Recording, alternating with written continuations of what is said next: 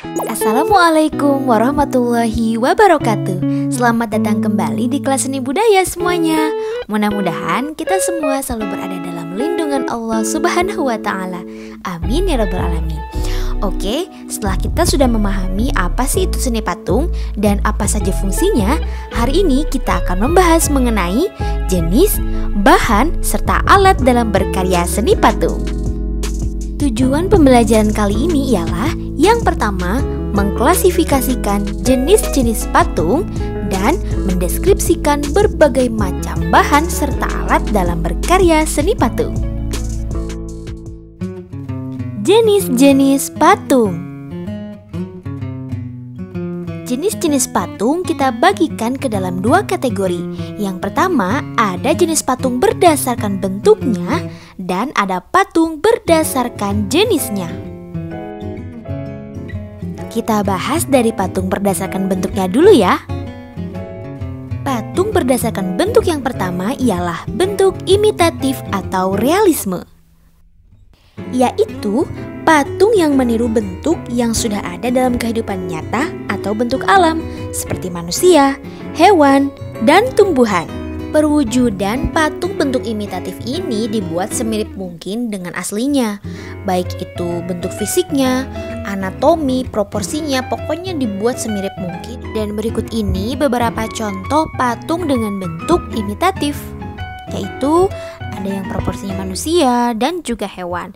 Jadi kalau misalnya nanti kalian ketemu sama patung-patung yang bentuknya itu hewan, tumbuhan, manusia, berarti itu masuknya ke bentuk imitatif.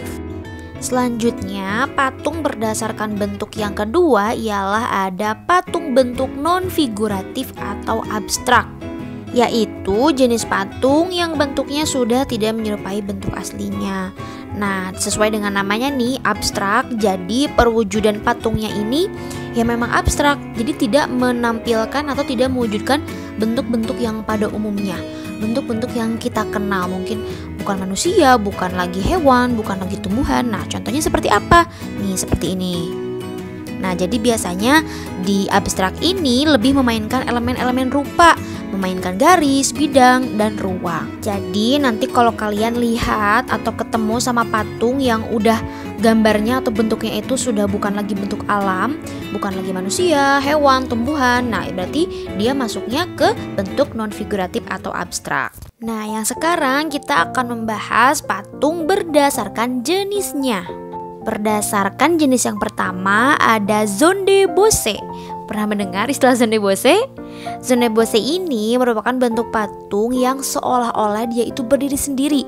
Jadi bagian kanan dan kiri dari si patung ini tidak menempel dengan objek yang lainnya, ya, tidak menempel kayak gitu. Seperti contoh di samping, itu namanya ada patung pancoran. Nah, ini merupakan salah satu contoh dari Zonde-Bose, patung yang berdiri sendiri. Berdasarkan jenis yang kedua ialah ada patung relief. Udah sering dong dengar kata relief? Ya, biasanya relief itu adanya di candi, betul sekali. Nah, relief ini adalah patung yang menempel pada permukaan dinding. Kalau yang tadi Zonde-Bose seolah-olah dia itu berdiri sendiri, nah kalau relief kebalikannya, yaitu patung yang menempel ke dinding. Dan ciri khas dari relief ini biasanya ada sebuah alur cerita, ada sebuah peristiwa yang ingin disampaikan di si relief ini. Alat dan bahan dalam berkarya seni patung. Oke, kita mulai dari membahas bahan dulu ya. Kira-kira bahan apa aja sih yang bisa digunakan dalam berkarya seni patung? Dan kita akan bahas dari klasifikasi yang pertama. Kita klasifikasikan menjadi bahan lunak. Nah, di bahan membuat patung ini ada bahan lunak ya, yaitu sebuah material yang teksturnya itu empuk dan mudah dibentuk. Kira-kira apa sih? Yaps, bahan lunak yang pertama ada plastisin. Udah pernah dong dengar plastisin atau mungkin kalian juga sering memainkannya? Nah, plastisin ini ternyata bisa dijadikan sebagai bahan dasar membuat patung. Di klasifikasi bahan lunak selanjutnya ada tanah liat. Wah, ini biasanya umum ya. Umum atau enggak sebagian besar rata-rata patung itu terbuat dari tanah liat. Selanjutnya yang masuk klasifikasi bahan lunak, wah ternyata ada sabun. Sabun juga memiliki tekstur yang lunak ya, yang mudah dibentuk. Dan yang masih termasuk ke dalam bahan lunak yaitu lilin. Wah, ini keren-keren sih patung-patung yang dibuat dari lilin ini. Kayak misalnya ini nih ya, karya Anggun C. Sasmi. Terus ada waktu itu pernah ada patungnya Bapak Jokowi, aktris-aktris, aktor-aktor di Hollywood itu banyak banget yang dibuat patungnya menggunakan bahan lilin. Oke, kita lanjutkan ke klasifikasi bahan yang kedua. Kita klasifikasikan menjadi bahan sedang, yaitu bahan yang sudah tidak lagi lunak tapi juga tidak terlalu keras. Kira-kira bahan apakah itu bahan sedang yang bisa digunakan untuk membuat patung? Ya, ada dari bahan kayu. Jadi ada jenis kayu-kayuan yang memang teksturnya itu tidak terlalu keras, seperti ada kayu mahoni, kayu waru, dan kayu randu. Untuk klasifikasi bahan yang ketiga ialah bahan keras. Sesuai dengan namanya ya, jadi si bahannya ini memang yang keras teksturnya. Ada dari kayu dan batu-batuan. Loh, tadi juga kayu, Bu. Nah, kalau yang tadi kayunya itu yang masih tidak terlalu keras. Nah, kalau ini adalah jenis kayu yang memang sudah teksturnya tuh keras. Apa tuh? Yaitu kayu jati. Ya, ini sebagai salah satu contohnya.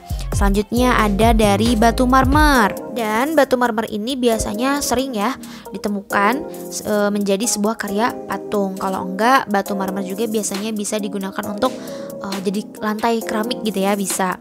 Ada selanjutnya lagi yang termasuk bahan keras, yaitu batu andesit.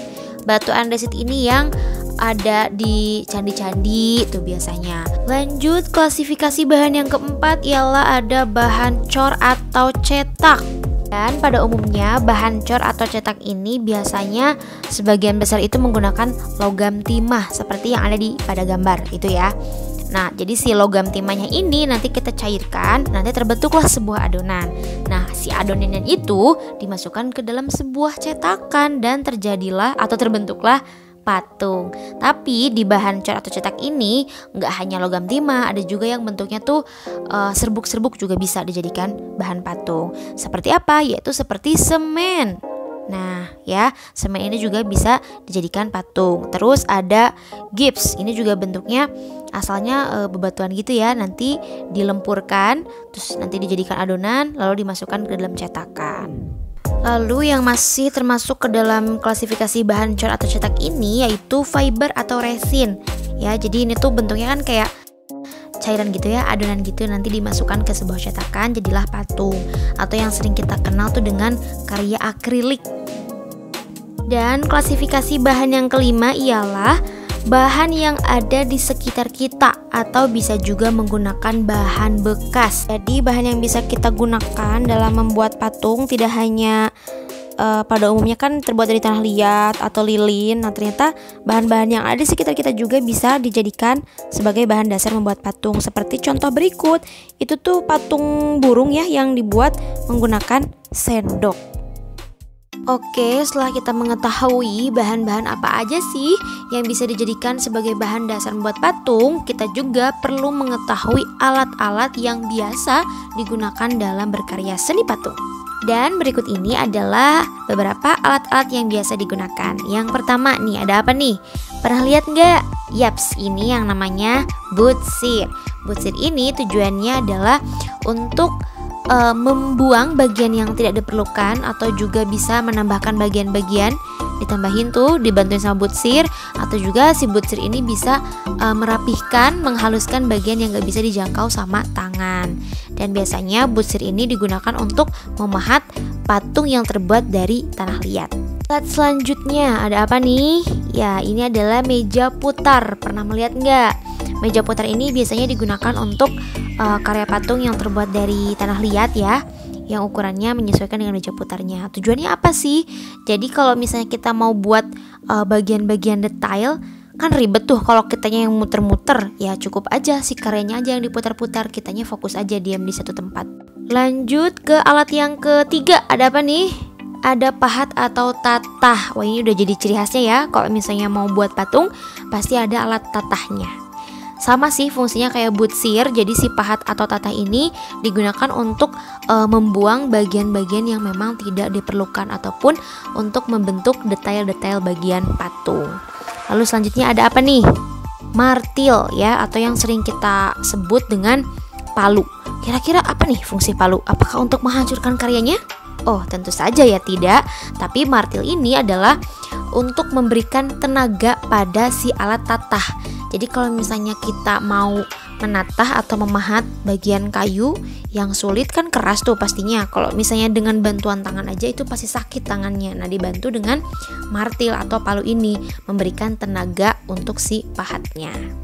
Lalu ada sendok adukan. Nah, ternyata sendok adukan ini gak hanya untuk bangunan ya, alat bangunan, tapi bisa juga dijadikan sebagai alat membantu membuat patung. Apalagi bahannya tuh seperti semen, pasir. Nah, itu pasti menggunakan sendok adukan. Oke, lanjut ke alat berikutnya. Ada pisau pahat. Nah, pahatan juga ada ya yang bentuknya seperti pisau runcing ya di bagian atasnya. Terus ada gergaji, biasanya digunakan untuk memotong bahan dasar kayu ya buat patungnya. Lalu ada gurinda. Gurinda ini bisa digunakan untuk bahan kayu, bisa bahan batu, bisa ada yang buat memotong, ada juga yang untuk menghaluskan si bahan patungnya.